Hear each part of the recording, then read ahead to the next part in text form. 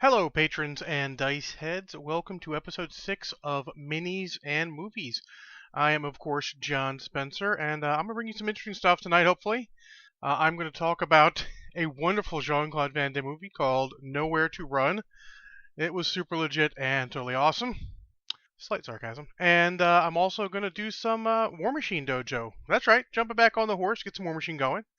If you have any ideas for movies for me to watch or any topics you'd like me to handle, models you'd like me to review, whether rules or even physically, hit me up on Twitter. I'm at John O. Spencer.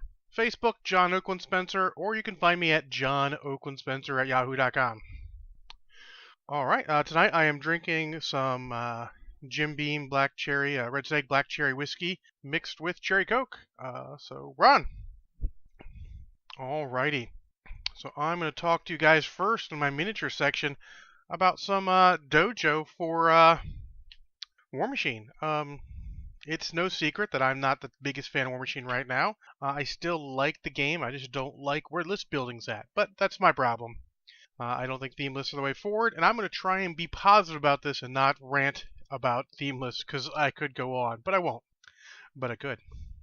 So since all of the, they call it the 12 Factions of Christmas has gone live, and it's all super cool now and totally on War Room, I can actually do some proper dojoing with some of the lists I've been playing in the past. So I decided to go over a couple of my favorite changes. Mostly it's going to be Ashlynn and whatever I run double Itrians with, because damn it, I own double Itrians and they're really good, so that's what I'm going to talk about. I don't have like an exhaustive list of what changed in here. I just know the Ashlynn changes live, which also means all the Merc theme lists are live, which gives them at least even playing field to go on the same battlefield with other armies. That being said, I'm not saying I didn't have pretty good run with lists no theme versus theme. It's just really hard to get by with, your opponent having between 8 and 20 points on you. So Ashlynn, now in here she is still showing her old rules. So I have to delete her and her Jack complement and get her back, and then she gets her new rules. Yeah, she gained 2 boxes. She gained Veteran Leader Lealese, which is super cool. She gained Lunge with Nemesis, so that she has range 2 during her activation, which is, honestly, it's super sweet.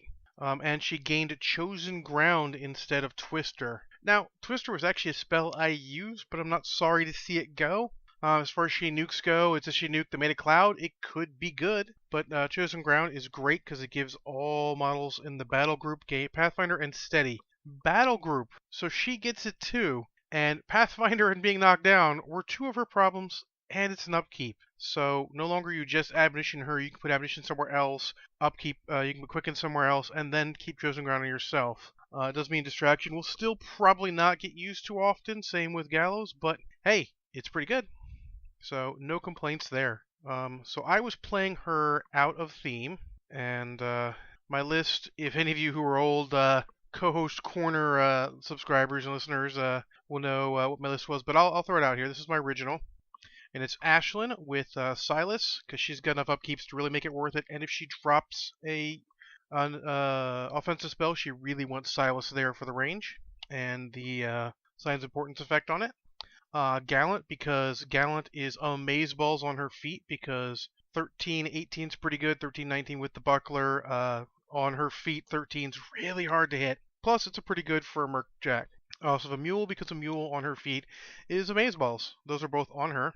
I have Harlan Versh, because he's awesome. Rupert, mostly for the tough, but I also occasionally need Pathfinder. Concealment's good on Adrian Skirmishers too, because you can drop Quicken on them. They can get concealment, so the first turn when they're advancing to shoot, or any turn when they advance and shoot, you get a pretty high defense. 17 versus shooting, and magic is pretty good. I have an Ogren Boker to take shots for her. I have Captain Sam and the Devil Dogs, and I know you guys are thinking, what the hell are they doing in there?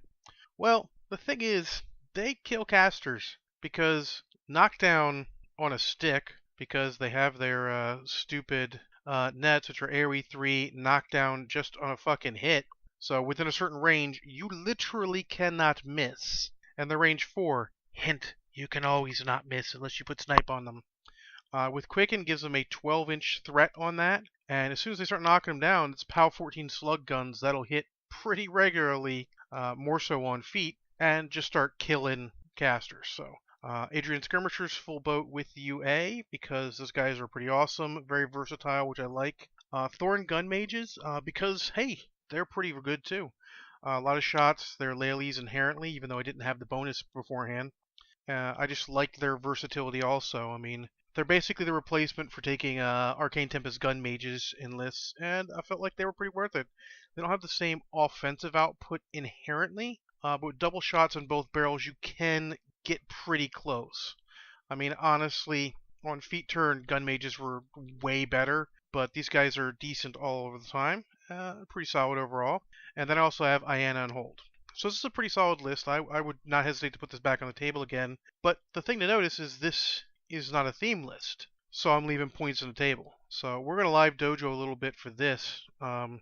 So everyone loves the Leli's theme for her. My problem with the Leli's theme, and I'll go through it real quick. Basically, you have a very limited choice of things. You could take Leli's Warcasters, which are her and Gaston, who releases this week, Kane's Hellslingers, and Drake McBain. I like all those casters. That's cool. I'm actually going to pick up Kane's Hellslingers as soon as the store stocks them again, and definitely picking up Gaston. I love McBain. You get non-character Warjacks, Leli's models and units. You can get Sam and the Devil Dogs, super cool. Dan and Blythe and Bull, who I think are underrated. They're not amazeballs, but they're underrated. You can get Colby Sterling, captain of the BRI, Black River Regulars. Don't have her yet, but she's a good mechanic. You can get Elish Garrity, who's pretty good. I have him over here because I bought the No Quarter Prime with him in it. Gobber Tinkers are good. Harlan Versch, pretty solid. Madeline Corbeau, Reinhold, Rupert, Rutger Shaw, Silas Bushnell, all are good options. You've got pretty much all of the caster attachments there. Reinhold's Rutger's pretty good. You can take Taryn because she's Leli's. They're a good combo, a solid combo. Now, the benefits of this are Leli's models gain Pathfinder, which is cool. I mean, free Pathfinder, awesome. Before models are deployed at the start of the game, you place one 5-inch AoE rubble terrain feature anywhere completely within 18 inches of the rear table edge of your deployment zone. When you deploy models, you can deploy one solo completely within this AoE. Sure, that's a thing that happened. You can take Ace in this army because you can take Kane, and Ace is considered mercenary for this list, which is super cool. For every 20 points of units and solos in this army, you can add one command attachment or solo army free of cost. Any solo, that's pretty solid. And you can also have up to 2 non-character Crucible Guard units, 2 non-character Signar units, or 2 non-character Protectorate units in the army they considered Leli's mercenary. So there's a ton of stuff you can do there. The thing I don't like about it is, for a mercenary list, mega limiting because the amount of units you could take is tiny.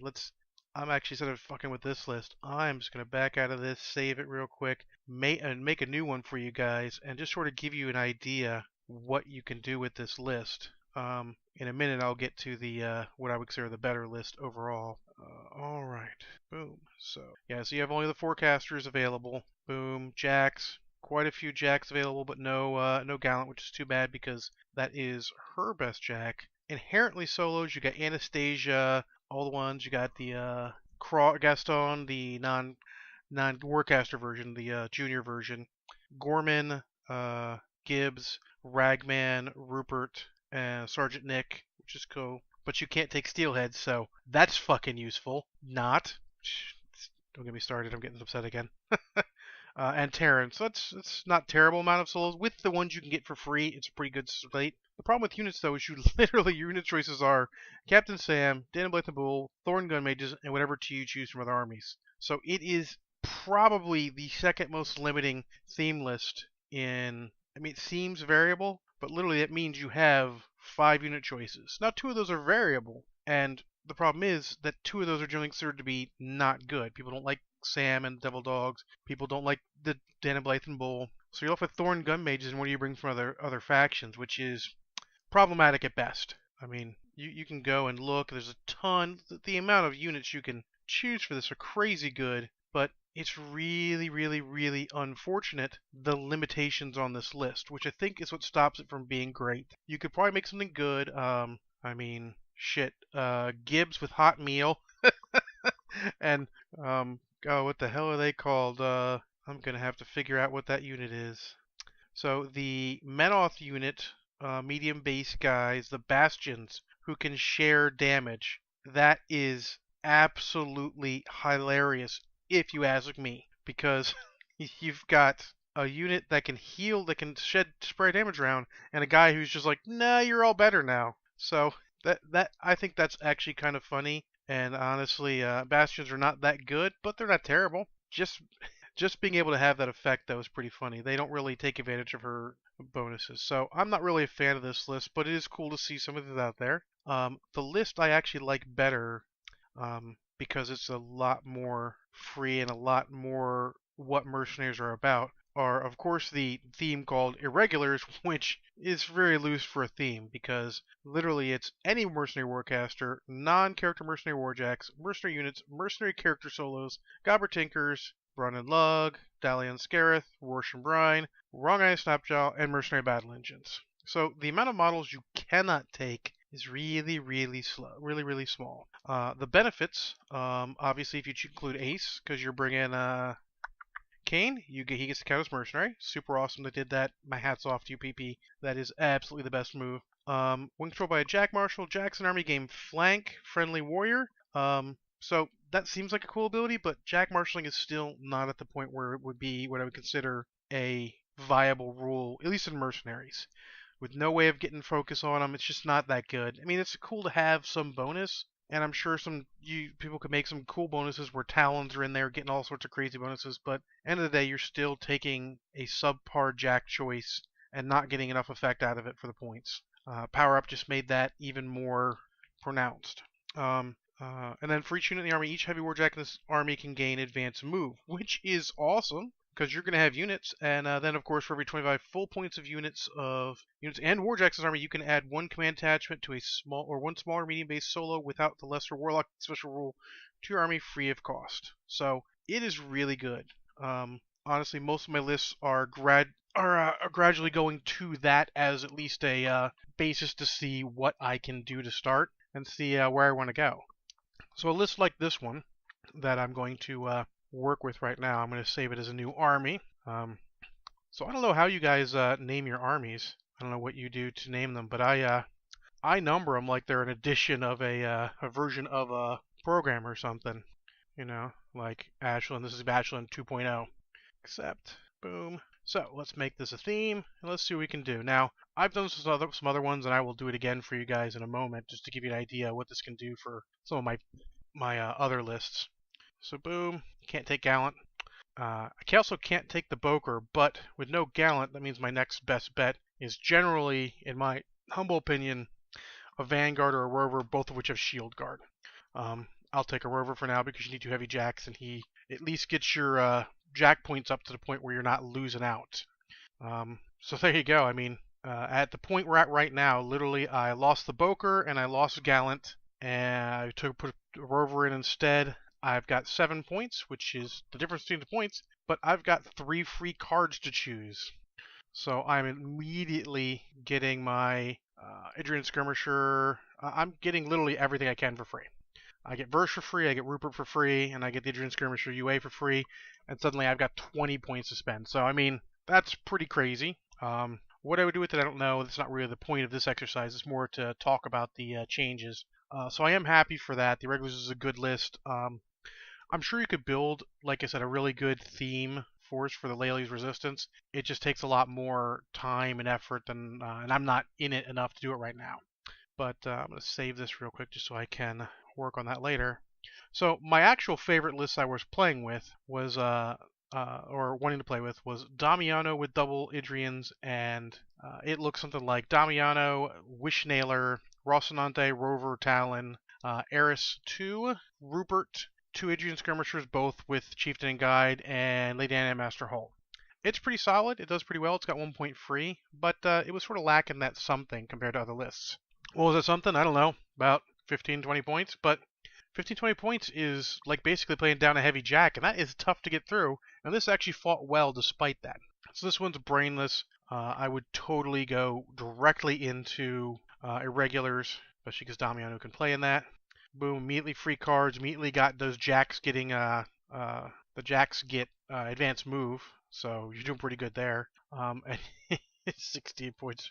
And now I've got, uh, 17 points to play with, which may even gather me another free card because I get Eris for free, I get both UAs for free, and now I can fill some holes if I need to, which is super good. I mean, not something you're like, oh, what hole do I have in the list? I don't know what hole I have in the list, but I can now look at all the stuff to fill it.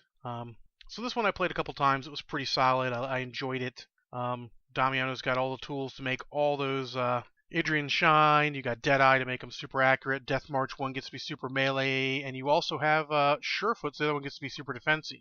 So I thought that was pretty good. But the one I liked better, and this is really strange. Stay with me there, guys. This is gonna look crazy. It's actually Magnus 1 with double regulars. Now, this one I've already made into a theme list, but I can tell you what was in it. So it's Magnus the Traitor with Silas, because he's got enough shitty nukes and good nukes to get some bonus out of Silas. Plus, he's got so many upkeeps. Some of them are going to be on other units, and he only upkeeps on his battle group for free. He has a Renegade, a Rover, and another Rover, because double Rover is cool, and Rovers are really solid jacks. He does have Eris 2, he's got Rupert, he's got both Idrians, he's got Lady Anna Master Hold. So obviously I sort of took the Damiano list and just ported it over. Now the thing that's amazing, at least tactically speaking, you don't get the same Deadeye offensive boost, but they don't need it as much as a lot of units. So you do get the Scourge potential, you get the Rocket, but more importantly, you get to make one of those Rovers really super offensive with Iron Aggression. The other one gets Death Ward and becomes really tough to destroy. And then Blur, well, if you're not dropping that on Magnus himself, because you were getting shot to death, you're dropping that on one of the units. And let me just do some math for you. Whatever unit's going to advance forward is going to be defense. Let's say you let this one, you give this one Rupert's bonus because they're going to run forward screaming. So that gives them concealment, so they're 15. Blur makes them 18. That's really hard to shoot. I mean, that's 12s on boosted Rat 6, which is pretty good. So very good. The second one sits back with Snipe, being only defense 17, but immune to blast and such, and just takes pot shots. So I feel like this is a good solid core. And again, I got 19 points to play with this, so it is totally got a lot of play now. So to the point is happy to see these changes hit. The minion changes also hit if you guys are interested in those. All those changes came out. Really happy to see that. And now with all the theme lists out, I feel like the forces are getting more on a level playing field, so you can actually have some good solid list build. Even though I don't necessarily be the biggest fan of Leia Lee's resistance, it does have a lot of options and gives you a ton of dojo ability. You can make this list to fill what your hole is potentially. It's no longer, I take Kingmaker and something else. It is, I've got some options here. Hammer Strike has its uses if you're going dwarf heavy. I'm not a big fan of it because, I mean, I like it, but I'm not a fan of it from a competitive sort of standpoint because it's very single focused because it's only dwarves. The pirate list is not good, unfortunately. The pirate list is very themey. I'm not going to take anything away from it. It is super themey. Unfortunately, if you're trying to compete, pirates just aren't competitive. People aren't taking enough infantry for pirates to be a thing you need to take on the board. We did some dojo for El Marshal, and pretty much I found that Irregulars was a better play for his list instead. But now they have the options. Now you've got Cephalix. Cephalix got their Thralls back. You can take Bloat Thralls and Machine Wraiths and Pistol Wraiths. You got those guys back, so you got some more inherent versatility in the list, and then still potentially 2 units that you bring with you. So they're good to go. You've got them if you want to take a dwarf theme list. You've got a dwarf theme list. You got Kingmaker. You've got Layla's Resistance, both of which have very limited caster selections, but maybe that's what you want. And then you got Irregulars, which is pretty fucking open and broad and can take just about what you need. So I feel like now they've made them competitive-ish, and you can do what you need. So that's it for that. I don't know what I'm talking about next time. We'll see what I'm thinking about. Like I said, this was sort of spur of the moment. I want to talk about some War Machine. Maybe I'll do some dojo. I haven't actually broken models out yet, so probably not. But we'll have to see. I'll try to get another one out before Christmas. Got about 12 days. I should tell you what date it is. Half. We'll see if I can get another movie watched, and get this out for Christmas. So, Ron. Okie dokie. On to my movie review. So, done with the Avengers Initiative because I don't want to keep reviewing fucking uh, Marvel movies so much that it feels like work. And I went on Amazon and looking through movies real quickly. I found that they had a movie that I'd seen a ton and felt like I could review, and that was Jean-Claude Van Damme, Nowhere to Run. Oh, this movie. The first thing to know about uh, this movie is a Western. It's just set in modern times. So, with that on the table, the plot is Jean-Claude Van Damme got sent to prison. You find out later that it is because he was a bank robber and the guy he brought with him shot a guard who was about to shoot him. But he was captured and he went to jail, and his buddy broke him out but dies in the process. Um, that scene's done okay. It's actually significantly more realistic than something like the Fast and Furious series, where they break the guy out of a prison bus, but significantly less realistic. And then he goes hiding out. He's camping. They've got camping gear in the car, and he's hiding out with his money. And he comes across a woman who's living on her own with her two children, including Kieran Culkin as the older one, Mookie. And quickly you find out with the blasting that they're dynamiting stuff. You think they're mining, but I don't know why the dynamite just sort of as a callback, but really what they're doing, or that, or they were dynamiting in the original Western script they stole this from and didn't take it out. There's a businessman who's trying to make a big community because it's beautiful there, and he wants to just make a cool community, make a lot of money, and it's a standard thing. He wants everyone off their land, so he's running people off their land, buying the land when possible. This businessman is played by Joss Ackland, who you will know from Lethal Weapon 2 as Diplomatic Immunity before it was revoked. The woman is played by Rosanna Arquette. So it's pretty standard, hero rides into town and saves people who are homesteaders types who are trying to get kicked off their land by the evil businessmen or cattle rancher or whatever. And from there, instead, rather than it being gunfights, it's just Jean-Claude Van Damme kicking people's butts. The problem is they try and get too deep into the story with Jean-Claude Van Damme and Rosanna Arquette, and while they don't do an incompetent job of it, that's not what we're here for, and it's not what we're looking for. So the action kind of suffers because it's all short, not very amazing action. I would actually go so far as to say this is pretty much just bog standard movie. I mean, there's nothing amazing about it in any way.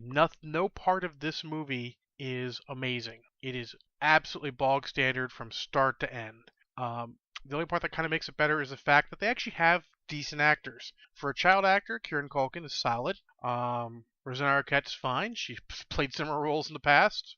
Maybe even before this movie. God, I gotta find out, don't I? Good lord.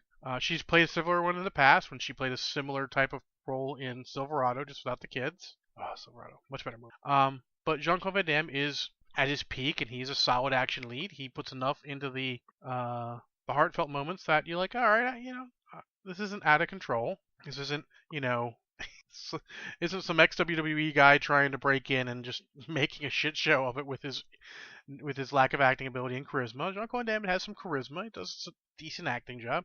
It's just nothing exemplary one way or the other. So really, you're just looking at absolute bog standard action movie. Kind of unfortunate. I remember it being better, but I mean, I haven't seen this in more than 20 years, so fond memories from nostalgia. So for nostalgia, I give this fucker 5 shots of Kraken. I'm not gonna do all the standard. No, I'm gonna go through some of these real quick that I use for the Avengers Initiative. Rewatchability, 4 shots of Kraken. You don't want to watch this shit too often. Nostalgia, 5 shots of Kraken. Storyline, well, it doesn't fit into any bigger storyline. It's okay, 3 shots of Kraken. Post credits, those don't exist. I'm not gonna give it to it. Stan Lee cameo, doesn't have a Stan Lee cameo. What's wrong with this movie? Soundtrack, very minimalistic. 4 shots of Kraken, definitely not amazing. I do find it's better than those ratings that I will not be doing for movies from now on. This is more of a joke because my nostalgia came in. I give it 3 shots of Kraken. There are a million better action movies because they have more action. There are a ton worse too. So if you got some time, it's only an hour and a half. Doesn't really take too long. I only looked at the time twice. Once because I was seeing if I needed to refill my drink, and another time because the roomie asked if I was going to be done soon. Yeah, so it's okay. I would suggest most other Jean-Claude Van Damme movies, except for The Quest. Fuck you, The Quest. Fuck you in the ass. So there you go. There's my review. 3 Shots of Kraken. Avoid it unless it's free. It's good background TV while you're hobbying because you'll look up a couple times for some action or something, be nonplussed, and go back to hobbying. All right. Next week, staying with the Amazon Prime. So if you have Amazon Prime, you're in good shape. I'm going to watch a Jackie Chan classic because it's right here on my screen. Wheels on Meals. And yes, that's correct. Wheels on Meals with the fight scene. One of the 2 Jackie Chan movies with an ending fight scene versus Benny the Jet Creta's kickboxing champion. And very good videos on YouTube about kickboxing and various things. I learned how to throw a jab from his YouTube videos. Do I throw it well? I don't know. I don't get in fights. That's not for me. I'm a gamer, not a fighter. I let the models fight. I just roll dice. All right. So that does it for this time, guys. Thank you very much. I hope you enjoyed it. Again, if you have any ideas, hit me up. Twitter at John O. Spencer. Check out my hobby streak. Currently at day 8. John Oakland Spencer on Facebook or John Oakland Spencer at yahoo.com. That's my email. One of them. I've got lots of emails. I'm a nerd. Get over it. Again, next time I'm going to talk about whatever comes to mind miniature-wise. Ton of things out there. Never know what might have piqued my interest in that moment. I'm doing so much hobby. I'm going to start putting together all sorts of random stuff or basing random stuff. So might get some random things out there. And movie-wise, Wheels on Meals starring Jackie Chan. It'll be awesome. Until then, guys, thanks for listening. Thanks for being patrons. You really help. We're on.